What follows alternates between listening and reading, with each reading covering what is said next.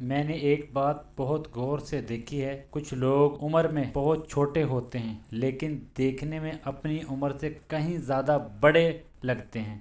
ان کے چہروں پر تھکان نظر آتی ہے، ان کی چمک ماند پڑ چکی ہوتی ہے اور جسم میں پہلے جیسی توانائی نہیں رہتی۔ دوسری طرف کچھ لوگ ایسے بھی ہوتے ہیں جو 70 سال کی عمر میں بھی پرجوش نظر آتے ہیں۔ ان کی گفتگو میں زندگی ہوتی ہے، ان کے چہروں پر سکون ہوتا ہے اور ان کی آنکھوں میں امید کی روشنی دکھائی دیتی ہے۔ میں برسوں سے سوچتا رہا کہ آخر یہ فرق کیوں ہوتا ہے، پھر آہستہ آہستہ مجھے ایک حقیقت سمجھ آنے لگی۔ یہ فرق صرف عمر کا نہیں ہوتا، یہ فرق ہماری روزمرہ کی عادتوں کا ہوتا ہے۔ وہ عادتیں جنہیں ہم معمولی سمجھ کر نظر انداز کر دیتے ہیں، وہی عادتیں خاموشی سے ہماری زندگی پر اثر ڈالتی ہیں۔ یہ آہستہ آہستہ جسم کو کمزور کر دیتی ہیں، دل کو تھکا دیتی ہیں اور انسان کو وقت سے پہلے بوڑھا بنا دیتی ہیں۔ میرا نام محمد الیاس ہے۔ میں نے 60 سال کی زندگی دیکھی ہے، بہت سے لوگوں کو جوان ہوتے دیکھا ہے اور بہت سے لوگوں کو وقت سے پہلے ٹوٹتے بھی دیکھا ہے۔ میں نے یہ سب اپنی آنکھوں سے دیکھا ہے، اسی لیے آج کی بات کسی کتاب سے نہیں لی گئی، نہ یہ زندگی کے تجربات سے حاصل کی گئی ہے۔ ایسی بات جنہیں میں نے محسوس کیا اور جن کا اثر اپنے ارد گرد کے لوگوں میں دیکھا۔ اس لیے میری آپ سے گزارش ہے، یہ ویڈیو کو آخر تک ضرور سنیں، ہو سکتا ہے آج کی کوئی ایک بات آپ کی پوری زندگی بدل دے۔ ویڈیو شروع کرنے سے پہلے ایک چھوٹی سی گزارش ہے، اگر آپ نے ابھی تک ہمارے چینل کو سبسکرائب نہیں کیا تو مہربانی کر کے ابھی سبسکرائب کر لیجئے۔ اس میں آپ کا کوئی خرچہ نہیں ہوگا، لیکن ہمارے لیے بہت بڑی حوصلہ افزائی ہوگی۔ اگر آپ کو یہ ویڈیو مفید لگے تو اسے دوسروں تک بھی ضرور پہنچائیے، ہو سکتا ہے یہ کسی کی زندگی میں مثبت تبدیلی لے آئے۔ اور کمنٹ میں ضرور بتائیے گا کہ ان عادتوں میں سے کون سی عادت آپ کو سب سے زیادہ متاثر کرتی ہے۔ پہلی عادت، خود کو دنیا سے الگ کر لینا۔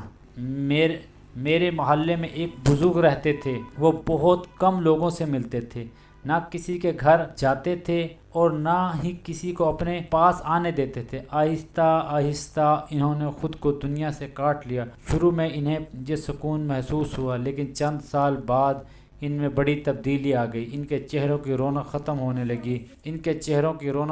لگی، آنکھوں کی چمک ماند پڑ گئی اور ہر وقت تھکے ہوئے دکھائی دیتے۔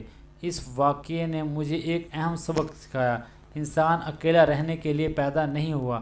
اللہ تعالیٰ نے ہمیں رشتوں کے ساتھ جوڑا ہے، ہمیں محبت کی ضرورت ہوتی ہے، ہمیں بات چیت کی ضرورت ہوتی ہے، ہمیں کسی کے ساتھ بیٹھنے کی ضرورت ہوتی ہے، لیکن آج بہت سے لوگ خود کو دوسروں سے دور کر لیتے ہیں۔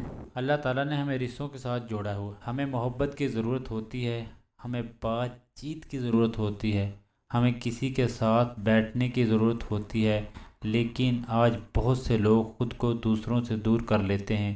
کوئی کہتا ہے کہ دھوکہ ملتا ہے اور کوئی کہتا ہے کہ میں تنہا زیادہ خوش ہوں، لیکن حقیقت یہ ہے کہ مسلسل تنہائی انسان کو اندر سے توڑ دیتی ہے، یا دل کو اداس کر دیتی ہے، دماغ پر بوجھ ڈالتی ہے اور جسم کو بھی کمزور بنا دیتی ہے۔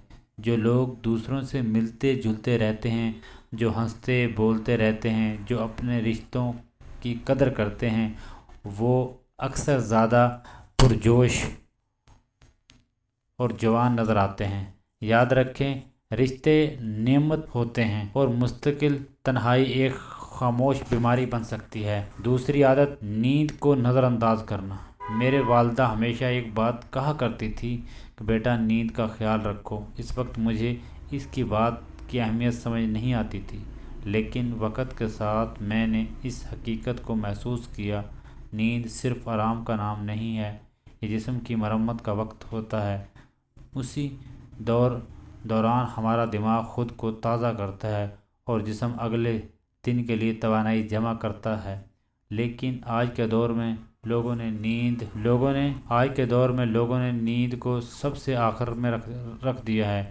رات گئے تک موبائل استعمال، بلا وجہ جاگتے رہنا اور اپنی نیندیں قربان کر دینا، یہ سب آہستہ آہستہ انسان کو صحت کو متاثر کرتی ہے۔ نیند کی کمی چہرے پر اثر ڈالتی ہے، آنکھوں کے گرد سایہ ہلکے پیدا کرتی ہے، دماغ کے کارکردگی کو کمزور کرتی ہے اور انسان کے مزاج کو بھی متاثر کرتی ہے۔ بہت سے لوگ کہتے ہیں کہ آج کم سو لیتا ہوں، کل پوری کر لوں گا، لیکن نیند کا قرض آسانی سے ادا نہیں ہوتا۔ جسم اس کے حساب سے ضرور لیتا ہے، اس لیے نیند کی حفاظت کیجیے، وقت پر سونے کی عادت بنائیں اور اپنے جسم کو آرام دیجیے جس کا وہ حق رکھتا ہے۔ تیسری عادت غصہ اور دکھ کو اندر دبائے رکھنا۔ میرا ایک پرانا دوست تھا، وہ ہمیشہ دوسروں کے سامنے مسکراتا رہتا تھا، کبھی اپنی تکلیف بیان نہیں کرتا تھا، ہر دکھ کو اپنے اندر ہی دبا لیتا تھا۔ لوگ اسے بہت مضبوط سمجھتے تھے، لیکن وقت کے ساتھ میں نے اس میں بھی تبدیلی دیکھی۔